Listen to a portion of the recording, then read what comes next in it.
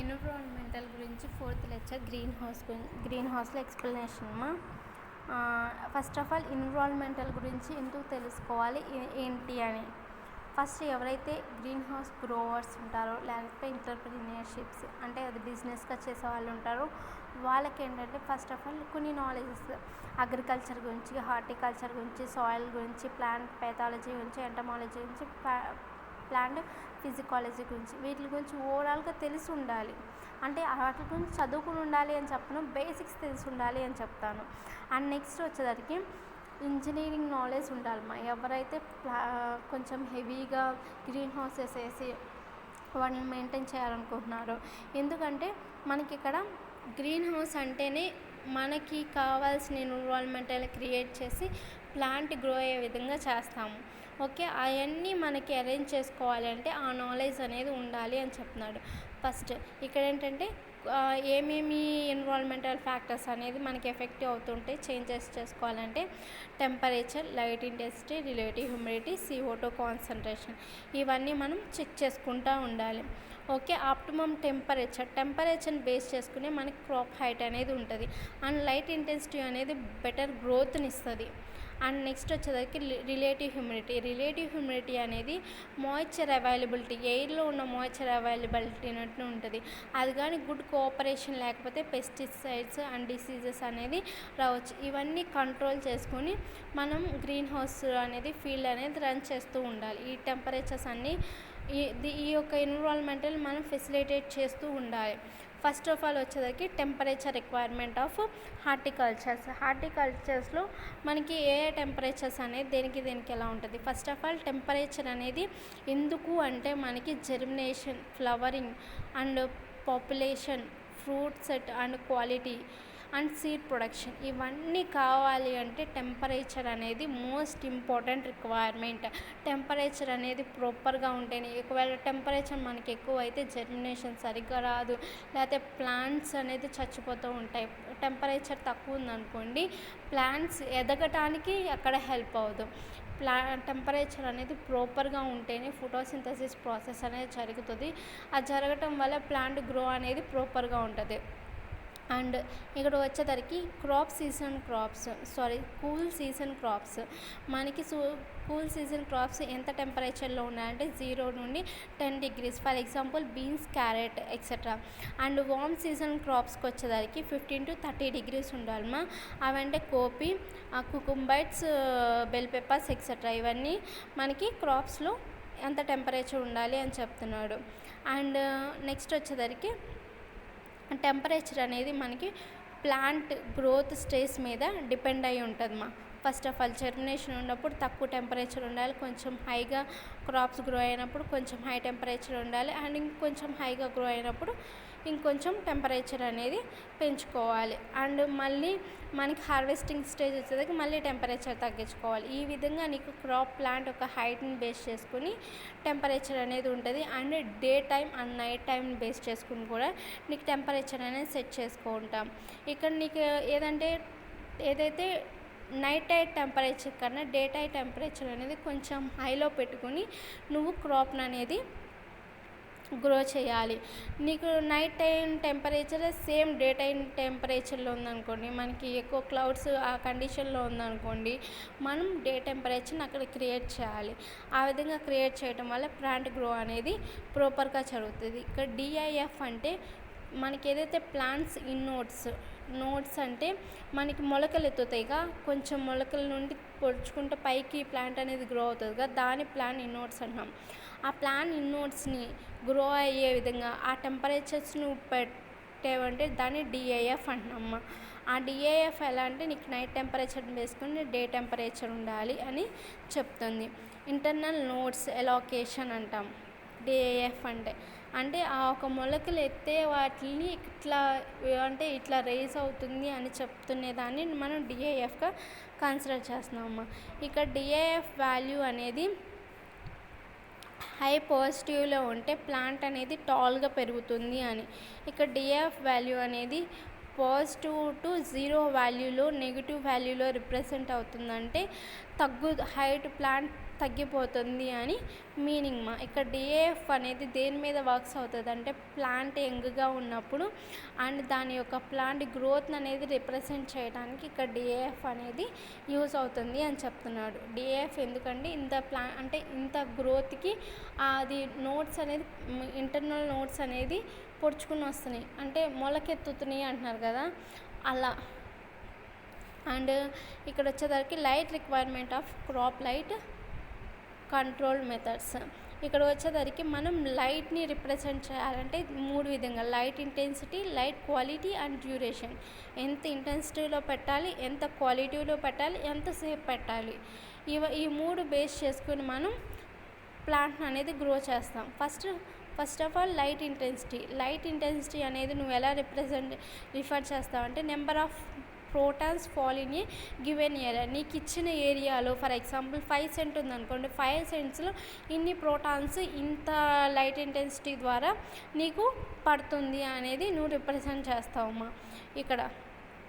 And light intensity అనేది నువ్వు లక్స్లో represent చేస్తావు కాబట్టి లక్స్లో వచ్చేసరికి 32.3 to 86.1 లక్స్ ఉంటే మనకి ఏవే క్రాప్స్ వేసుకోవచ్చు అంటే కుకుంబైట్స్, క్యాప్సికమ్స్, ఎగ్ ప్లాంట్స్ ఇవన్నీ వేసుకోవచ్చు.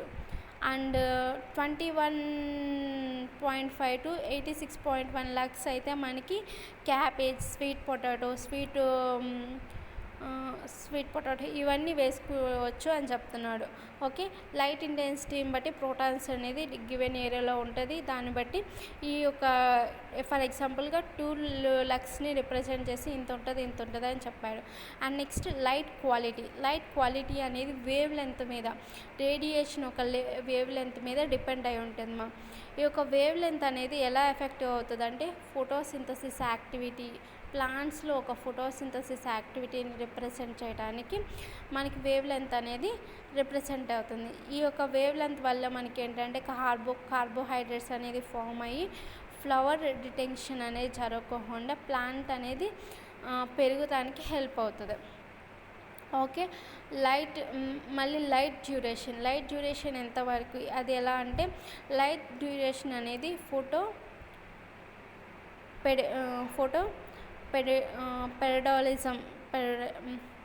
పెరిడాలిజం.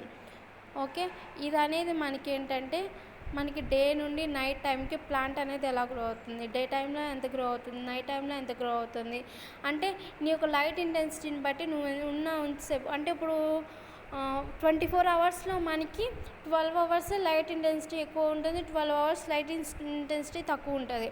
అలాంటప్పుడు ఎలా అంటే ఆ ఇంటెన్సిటీకి అంటే ఆ ఒక డే నైట్ టైం ఇంటెన్సిటీకి ప్లాంట్ ఎంత రెస్పాండ్ అవుతుంది, నైట్ ఇంటెన్సిటీకి ఎంత రెస్పాండ్ అవుతుంది అని చెప్పడాన్ని మనం ఫోటో పెరిడాలిజం అంటున్నాము. ఓకే, ఆ విధంగా నీకు ఏ కండిషన్లో ఎంత పెరుగుతుందని నీకు తెలుస్తుంది. మనం రిలేటివ్ లెంత్ అనేది లైట్ అండ్ డార్క్ పీరియడ్స్లో బట్టి నువ్వు ఎంత రెస్పాండ్ అవుతుంది, ఫ్లవరింగ్ ఎలా ఉంటుంది, లీఫ్ షార్ప్నెస్ ఎంత ఉంటుంది, స్ట్రీమ్ ఎలాంగేషన్ ఎలా ఉంటుంది, బల్బ్ ఫార్మేషన్ ఎలా ఉంటుంది, పిగ్మెంటేషన్ ఎలా ఉంటుంది, ఈ మొత్తం అనేది మనకి డే లైట్ కానీ డార్క్ నైట్ టైం దాన్ని బట్టి ఉంటుంది మా. అయితే based on the responsibility of plants బట్టి ప్లాంట్ యొక్క రెస్పాన్స్ బట్టి లైట్ పీరియడ్స్ అనేది ఎలా ఉండాలి అనేది మనకి ప్లాంట్స్ అనేది లాంగ్ డే ప్లాంట్స్ అంటే కొంచెం ఎక్కువ రోజులు ఉండే ప్లాంట్స్ అనుకోండి 8 నుండి 10 అవర్స్ అనేది డార్క్ పీరియడ్స్ ఉండాలి, అంటే ఆ డార్క్ పీరియడ్స్ ఉన్న అవి గ్రో అవ్వగలరు. అండ్ షార్ట్ డే ప్లాంట్స్ అంటే చిన్న ప్లాంట్స్ ఉన్నాయి అనుకోండి, వాటికి 10 to 14 అవర్స్ డార్క్ పీరియడ్స్ ఉన్నా బాధలేదు. డే న్యూట్రల్గా ఉన్న వాటిని ఫోటో ఇంటెన్సిటివ్ ప్లాంట్స్ అన్నాము. అవి ఏవే ప్లాంట్స్ అంటే చూడండి, ఇక్కడ కుకుంబైట్స్, కోపీ, లెక్ట్యూనస్, రాడిష్, పీ, ఇవన్నీ స్పినాచ్, ఇవన్నీ ఏంటంటే లాంగ్ డే ప్లాంట్స్. అంటే ఇవి ప్లాంట్స్ అనేది కొంచెం హైలో ఎత్తుగా పెరుగుతూ ఉంటాయి. Onions, coffee, strawberries, sweet potatoes ఇవి షార్ట్ డే ప్లాంట్స్, చిన్న ప్లాంట్స్, అవన్నీ చిన్నగా పెరుగుతూ ఉంటాయి. అండ్ డే న్యూట్రల్ ప్లాంట్స్ వచ్చేసరికి కుకుంబర్, టమాటో, పొటాటో, రోజ్ ఇవన్నీ డే న్యూట్రల్ ప్లాంట్స్. ఓకే, దీన్ని బట్టి నువ్వు ఎన్ని అవర్స్ ఎంత డార్క్ పీరియడ్స్ ఉండాలో మీకు ఈజీగా అర్థమవుతుంది. అంత డార్క్ పీరియడ్స్ ఆ ప్లాంట్స్లో పెట్టి మిగతా అన్ని లైట్ ఇంటెన్సిటీ ఎక్కువ పెట్టుకుని వేవ్ లెంత్ ఎక్కువ వచ్చేటట్టు చూసుకొని ప్లాంట్ అనేది గ్రో చేసుకోవచ్చు అని చెప్తున్నాడు. ఇక్కడ ఆప్టిమమ్ లెంత్ లైట్ రిక్వైర్మెంట్ వచ్చేసరికి varies and crop based and classification బట్టి మనకి ఆర్టిఫిషియల్ షేడింగ్ సప్లిమెంటరీ కూడా ఉంటుంది లైట్ సిస్టమ్. మనకి ఎక్కువ అయిపోయింది అనుకోండి, లైట్ బయట ఇంటెన్సిటీ ఎక్కువ అయిపోయింది, లోపల నీకు ఎంత తగ్గించినా అవ్వట్లేదంటే షేడింగ్ నెట్స్ యూస్ చేసుకుని మనం ఆ ఒక టెంపరేచర్ని కంట్రోల్ చేయొచ్చు అని చెప్తున్నాడు.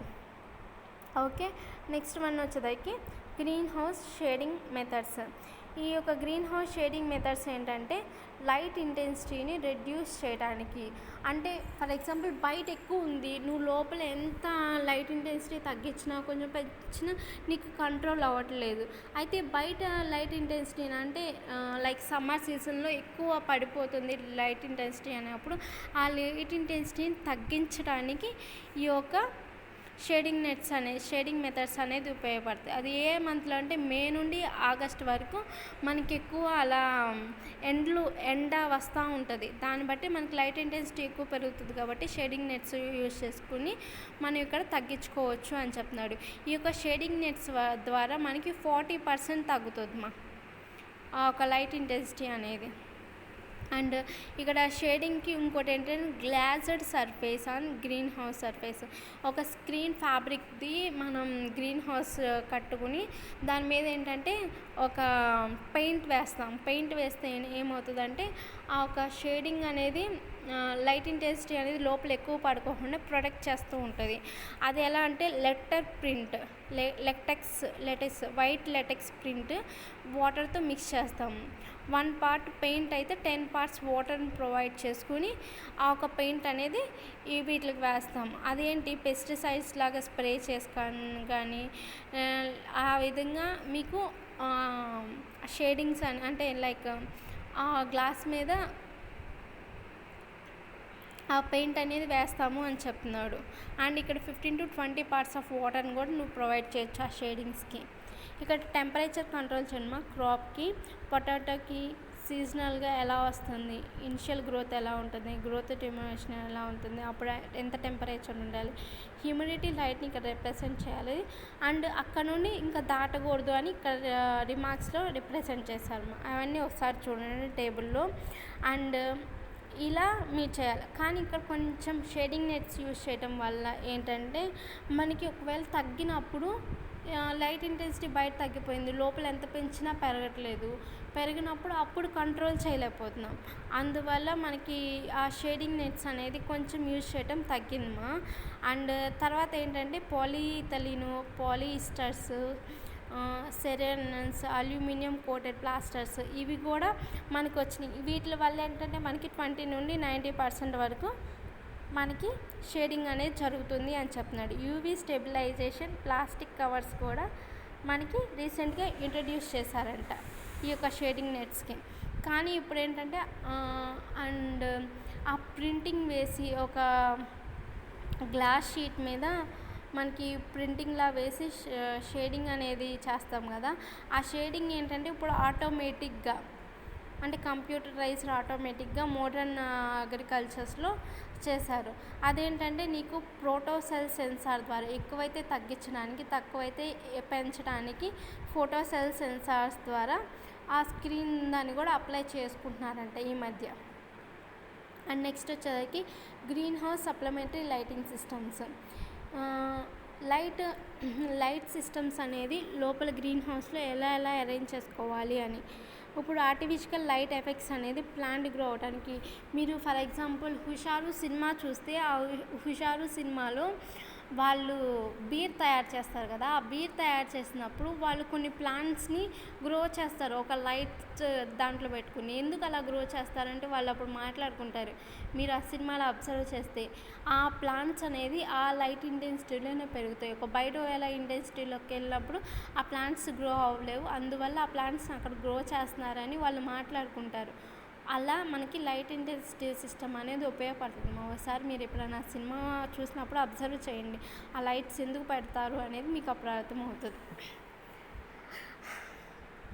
ఇక్కడికి వచ్చేసరికి ఇన్కాండిసెంట్ ల్యాంప్స్, మనకి fluorescent lamps, high intensity discharge, ఇవన్నీ జనరల్గా గ్రీన్ హౌస్లో యూజ్ చేస్తూ ఉంటారు ల్యాంప్స్ అనేది.